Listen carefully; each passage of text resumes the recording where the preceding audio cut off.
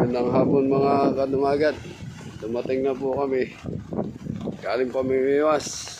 Inaabot ang dumagat ng sa basyo sa laot. Basang basa. Kaya umuwi po kami kagad. Ang bubuo, iniwan po namin ang bangka. Nakabutada na lang. Kumalma po naman nung lumipas ang ulan. Yan po ang nahuli. Kahit pa paano, nakakuha po ng pang-ulam. Ayan, may saray, may dayangdang, nakachamba po na ang isang lapu-lapo. Kahit po naman pa paano, may pang-ulam. Ganyan po kaganda dito sa General Nakar, sa tabing dagat. Basta po masipag, may makukuha pong panghulam. Ayan po yung mga bangka o nagtaas. Dito po pala ay may bangka na galing sa Subic. Ayan po, siguro isinakay, binili nung pinsang ko na si Mangingis Tanggala. Dahil yung bangka po niya ang malaki, nadayo po dun sa Subic, sa Mindoro. Nadayo po siya doon, pangingisda. Pag malakas po dito, doon po siya napunta. Ayan po dito sa tabing dagat. Kaya po siguro nagkabangka siya dito ng ganito. Yaring Subic. Kaya po nagandaan siya. Hindi nila po niya dito sa General Nakar, sa Barangay Masanga. Ayan po maganda dito sa General Nakar.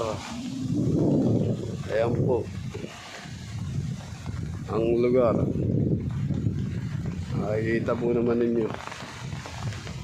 Aray, naabot po kami ng ulan kaya uwi ka agad. Inaabot kami ng subas ko. Hindi lumaka yung dagat at sumama pa na. Kaya umuwi po kami kagad. Ayan po dito mga katumagat. Sitwasyon niya dito, maulan. Uwi pa po kami ng Impanta.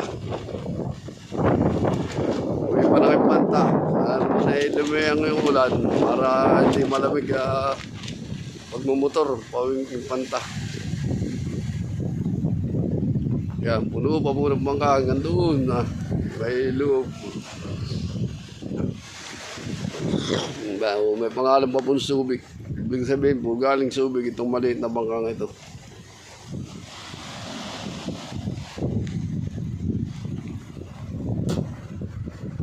Kaya mga kadumagat, agagala ng dumagat, kabot po na naman dito. At sumubok mga isda sa laot. Ayan po, para kahit po paano, pag nakapanood ninyo itong video ko, nakikita ninyo ang kagandahan ng General Nakar, Quezon.